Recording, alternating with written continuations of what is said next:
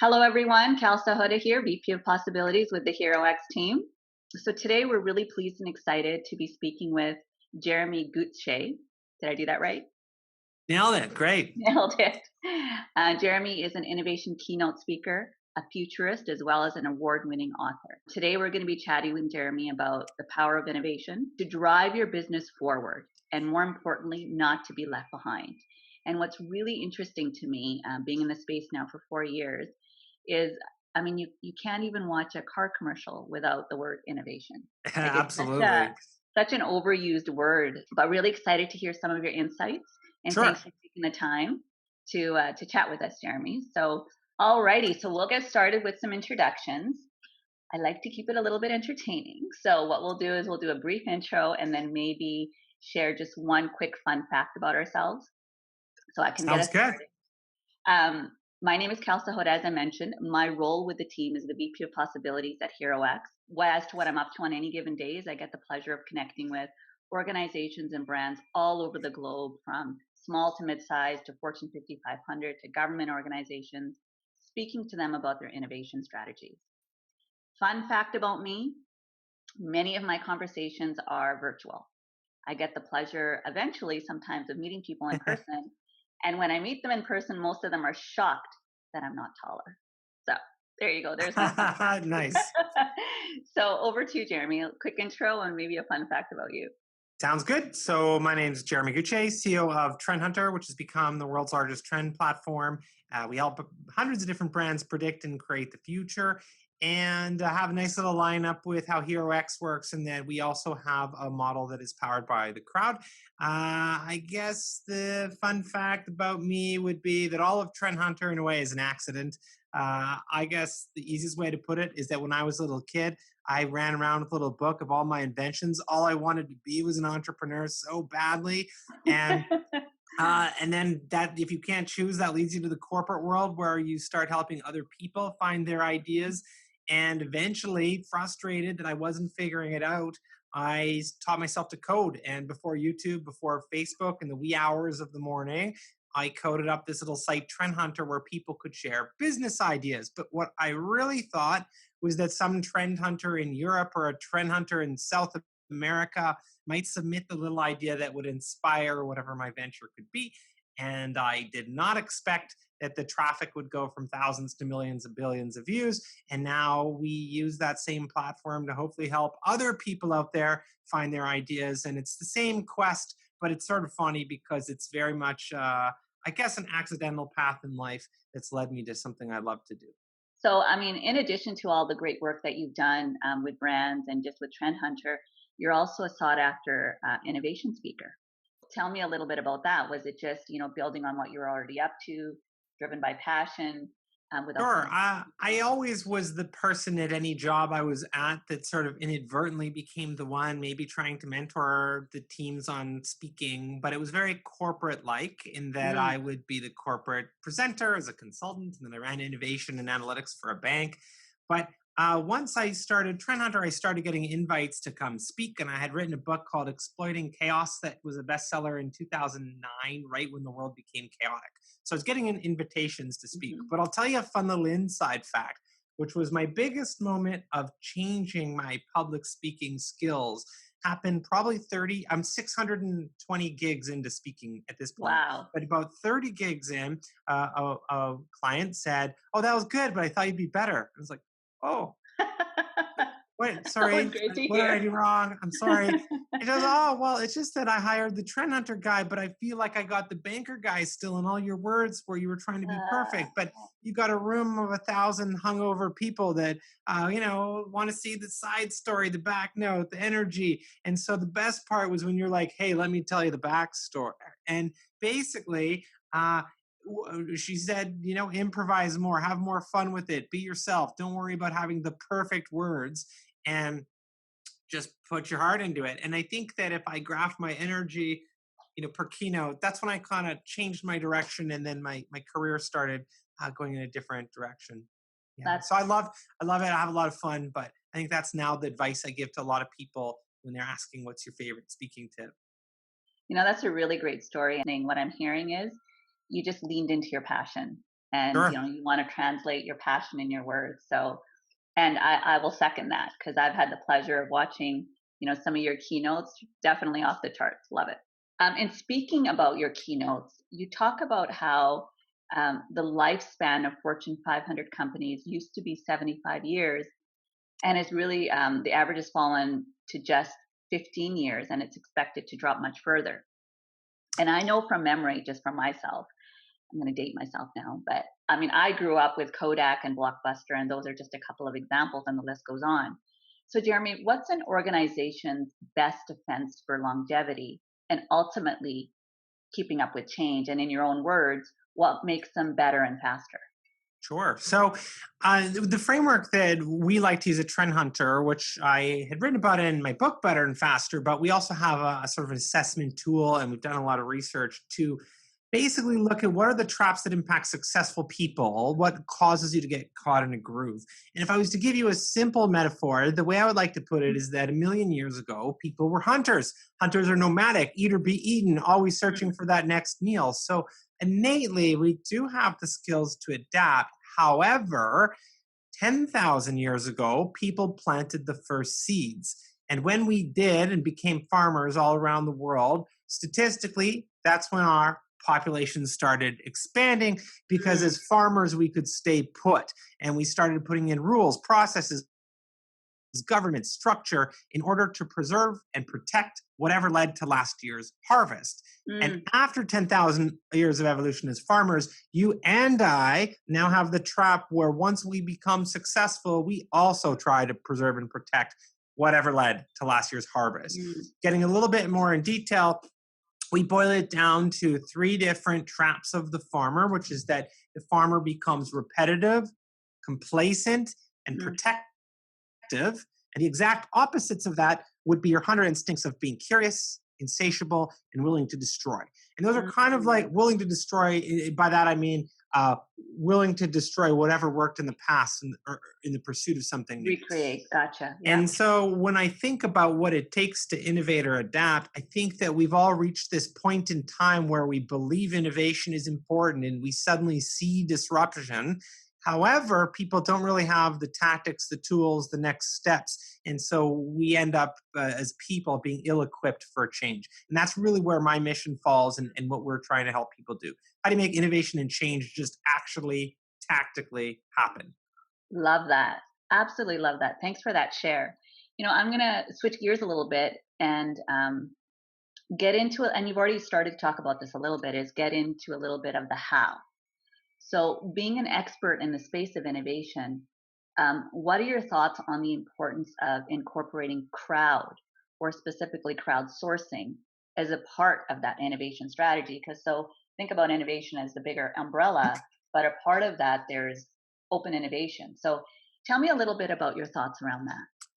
Well, one of the biggest traps as we look at those traps of successful people, the traps of the farmer, would sort of more generically be that once you get good at something, you become very narrowly focused on optimizing that thing. And so, consistently throughout time, we see that the people who are the experts in a given industry are the ones who can most often miss out on the opportunities within their grasp. Kodak invented the digital camera in 1975, but they're so good at digital or at silver halide photography that they can't imagine digital working Yeah. until it has a better amount of quality. Uh, I have a dozen quotes from Microsoft, BlackBerry, and Nokia when they saw the iPhone, and they just see this awkward thing that does what their stuff already did. And I can go on and on, so I won't really bother you too much on that. But what is interesting is to say that the experts in an industry miss out on the Mm, revolutionary things in their own industry more so than an outsider would, because once you're in it, you can more easily dismiss the things that you think are awkward or won't work because you've tried or tested something like it. So, what's interesting about incorporating the crowd into an innovation process, whether it's in your trend research or your ideation, is that you're actually bringing in those perspectives of very different people who are quite capable of giving you that mm. that outside refreshing perspective. Love that. So, being outside of your area of expertise, really. And we know there's a number of studies that have done to shown that, 70 to 75% of the most disruptive ideas have oftentimes come from those who are outside of their area of expertise. And you basically shared that so eloquently. Love that. Yeah, there's Um, sorry. no, please. Oh, there's a story that I like, and it's a guy named Rob McEwen, and he was a wealthy businessman who really had his cash, millions of dollars, but he wanted something with a little more luster, a little more shine. He wanted gold and lots of it. So he bought himself a mine. He bought himself a gold mine in Red Lake, Ontario, and he searched everywhere, but maybe he's 100 years too late because they couldn't find any gold anywhere they looked. And so he did something that was really weird, which was that he took his seismic data, which is your X-ray of what's underground, and he made it available completely for free. Mm. And he put out a challenge that if anyone from any field could possibly help him find gold, he'd give them $500,000. And pretty soon they had 1,200 different ideas come in. And they weren't ideas from other gold geologists. They were from creatives. They were from scientists, astronomers, biologists, all different fields. It was very surprising to them. And of the 1,200 ideas that they received, they tried half of them, and 80% had gold. And that became a multi-billion-dollar discovery, leading them to become one of the largest gold companies in the world. And it actually makes it the single largest discovery of gold ever. But it was in this mine that otherwise would have been adapted, and the tactics that were used were only used because people came from completely different fields with different perspectives. And the lesson I like to think of is that there are creative people all around the world that are quite capable of helping you with your challenge, but we dismiss them because we think they don't have the training in our exact field. That's a really powerful insight. And I don't know if you'd be interested to hear, but Integra Gold is another mining company who actually ran a similar challenge with HeroX, actually, Nice. the Gold Rush Challenge. So much the same insights that you've just shared. So I'm going to invite you to now, being a visionary and a futurist, um, imagine the world in 5 years. When you look around, what do you see? How do you imagine the impact that innovation will have on this world? So I think the most important thing is that the pace of human change is accelerating, and the pace of human change is about to become not so human at all, in Mm, that artificial intelligence is shaping everything. And we look at it as this techie set of words, AI, does that really apply to me? And actually, once we start incorporating something into our daily life, we don't use the term AI for it anymore. But no. AI already determines how you map your way to work, and how you productively go about your day in so many different ways.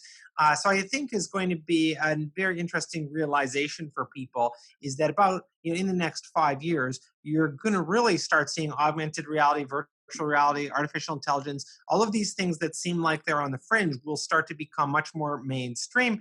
And so imagine typing a report without a keyboard, controlling your phone with your inner thoughts, which is already capable stuff, or walking into stores that already know what you want to buy. So I think that we're going to see it's really cool stuff. And it's sort of weird because humans are stuck in the status quo, Oh, and we yeah. have a lot of traps that make it difficult for us to perceive these new fringy technologies as being part of our everyday life.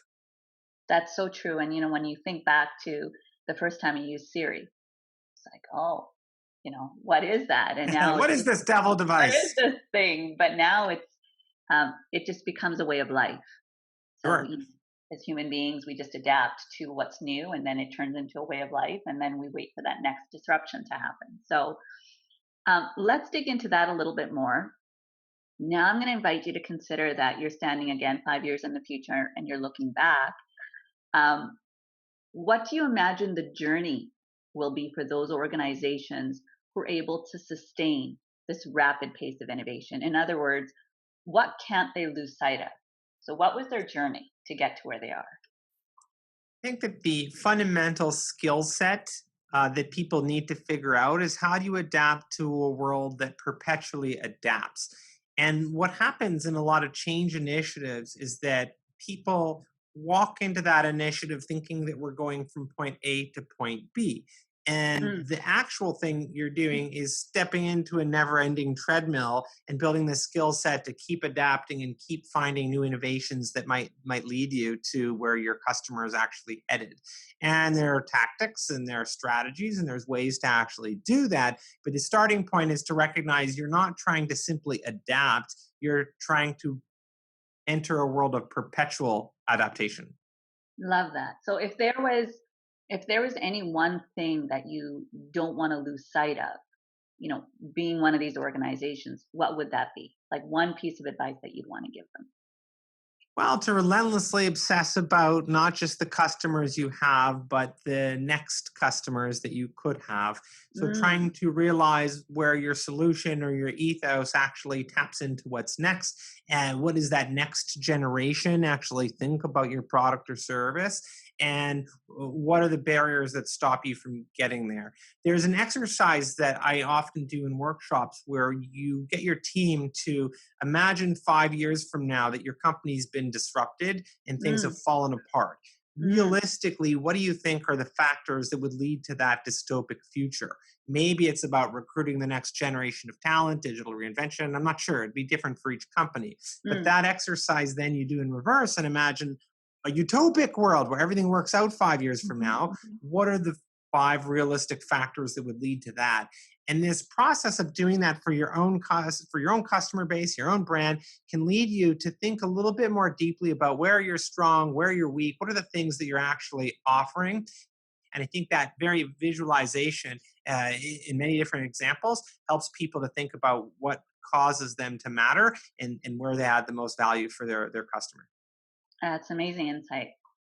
Well, let's stay to that same theme. It's always great to take things out of the conceptual. So, in your experience in supporting teams with their innovation needs, and I know you've worked with a number of amazing brands, and of course, only those stories that you're able to share. Maybe some of them you want to anonymize. What's a story that really stands out for you, and why?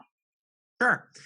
Uh, First of all, almost all of our work has to be confidential based on the clients that we're serving. Sure. But the two case studies that we have that are a lot more public would be we helped the Chicago Tribune go from bankruptcy to most profitable news organization in America.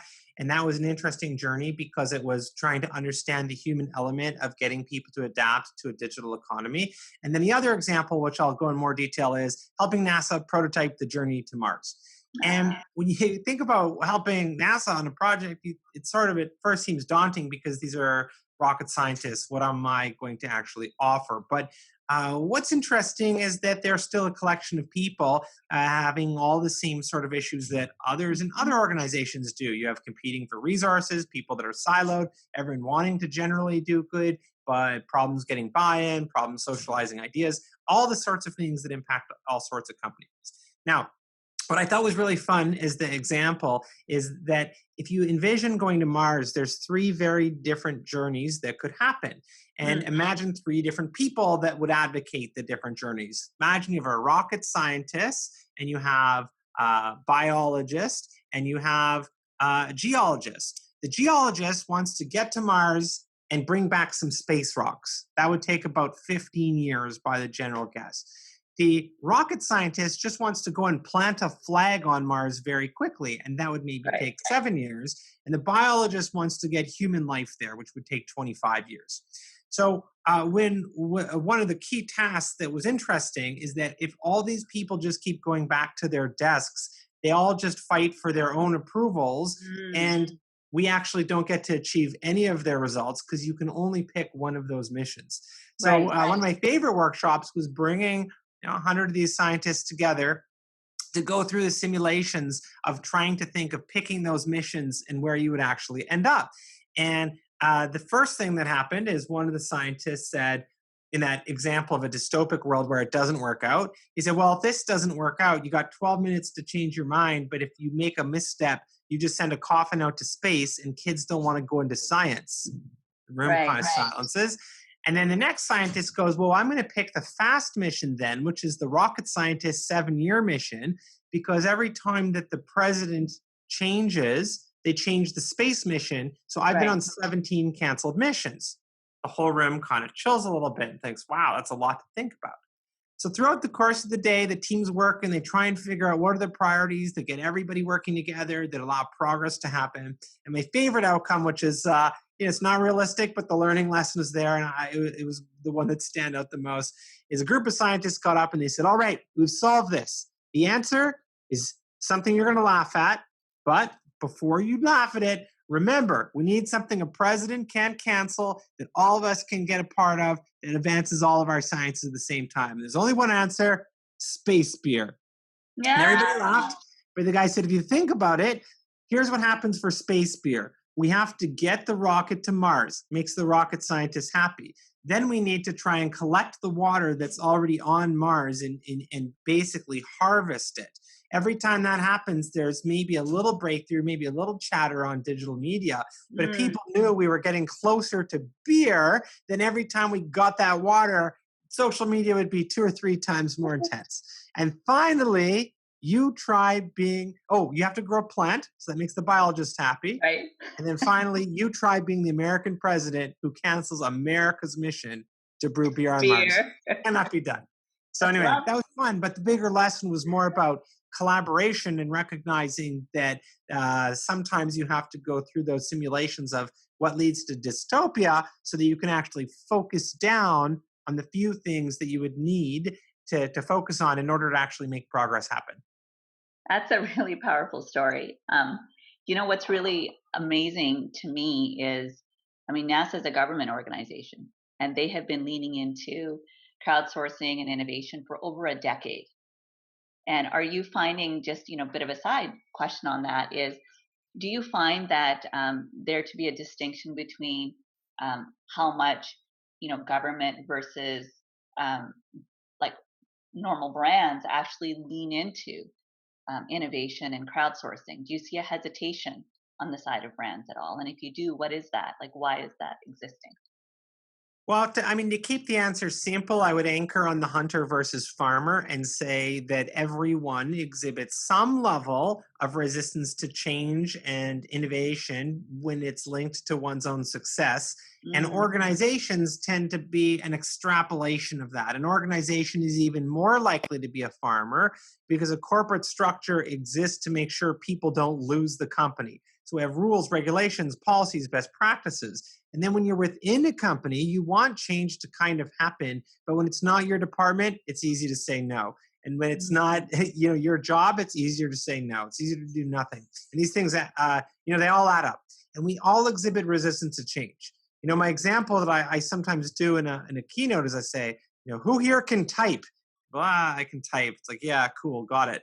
And you type on a QWERTY keyboard. The layout of your keyboard, QWERTY, it's a QWERTY keyboard. Got it. But it comes from 100 years ago, the days of the typewriter. If you learned how to type on a Dvorak keyboard, the layout of your keys is totally different. You'll fumble around for 6 months, but by the end of 6 months, you'll be about 20% faster. Cool. Now pull out your phone, and if you want, I'll show you how to change your keyboard layout permanently. Like, no, I don't want to do that. I don't want to touch it. So we all exhibit different levels of change. And once you start putting that in an organization or government, it starts magnifying. And the longer term and the more successful, the more that those control factors get put in. So in a government organization, typically it's even tighter and more regulated. NASA's obviously trying to lead the world in science, so it's a skewed example. But generally, when we are doing work with governments or in healthcare, we notice that there's much more resistance to change, barriers that are less breakable because you don't really have a CEO that can come in and change the rules. Got it. Yeah. So we're coming on to our final question, again, being mindful of our time. Right. So a friendly reminder to our audience, if you guys have any questions for Jeremy, please drop them into the chat and we'll get to them shortly. So rounding up our final question, Jeremy, tell me more about Future Festival. Sure. So from my understanding, it's one of the largest innovation conferences in the world, and it's being held in Toronto next week. Yeah, we're actually next year we'll have Future Festival in 20 cities, but most of them are a lot smaller as an event. They'd mostly be the download of our content. Our main event is Toronto Future Festival World Summit, where we gather 1,000 top innovators from around the world, and it's Disney, Samsung, NASA, Universal, all these wonderful brands. And what's interesting is we create a 3-day experience where on the first day you experience the future. On the second day, you dive into content. And the third day, you do the same workshops we've done, help NASA prototype the journey to Mars. That's the way of plugging it, but applied to your brand. And on the creation or the first day where you're creating the future, we have HeroX. So that'll be a fun display as one of our Yeah. features and displays. But we take people around the city on trend safaris where you live in the future. So examples of some of the things we've done in the past. We've done yoga with a brain reader hooked up to your head, or you could have molecular cocktails. You might have 3D printed selfies. I know that one we've done internally, I don't think we're offering it this year, but laser tag, where if you get shot, you get electrocuted. But the point is that you would pick from a series of 50 or 60 experiences related to your category of innovation that inspires you, and you spend a day living the future. And then we have a future party where HeroX will be there, but also about 80 or 100 different technologies that are things you've heard about, but maybe not been able to play with. Mm. And that's day one. So you're just trying to reset your expectations of what the world will look like 5 years from now. Day two, we get into the future of work, future of retail, future of leisure, sort of every category. And then the third day is a lot more about how to innovate. So that's Future Festival. We design it as an experience for our clients, but it is open as a public event for people that do want to join and partake. And so, yeah, check it out if you want, futurefestival.com, or you can always check out some of the keynotes because I usually put all my sort of keynote content up for free. Sounds fun. So, of everything you shared, molecular cocktails is what kind of stuck with me. Yeah, and actually this year, one of our partners, Jividen, who's a flavor and fragrance maker for many brands and products you love and know, Jividen is going to have a synthetic taste machine where you would go and it can recreate any taste or scent, and you would go through a series of quiz questions where you say, I prefer this versus this versus this versus this. And then based on that, it creates a customized martini that Oh, or wow. customized margarita that's based exactly on what your preference would be, that technically is the best margarita you would ever have. And then by the end of the day, we're going to use crowdsourcing to take all of the attendees and make what would be the perfect margarita for a futurist or an innovator. So Well, you if got you a like molecular participant here. cocktails, You yeah, got a nice little tie-in. participant right here. I'm all over that. Nice. Um, all right, so let's leave. We're pretty much at time, but I do want to leave time for one question. But Sounds good. then I'm gonna loop back into you for some final thoughts. So, one question here is: most people are aware of recent trends such as virtual reality and artificial intelligence. What's one trend that's on the horizon that people might not know about? Sure. So, well, on trendhunter.com, you can click in and you can see our megatrend framework and 18 of the megatrends we like the most. There's kind of like a tier of megatrends and then mid micro trends, and we have a whole syntax. I'm not going to get into the whole thing, but the Yeah. trend that I'll tell you is my favorite. To put a term on it would be instant entrepreneurship.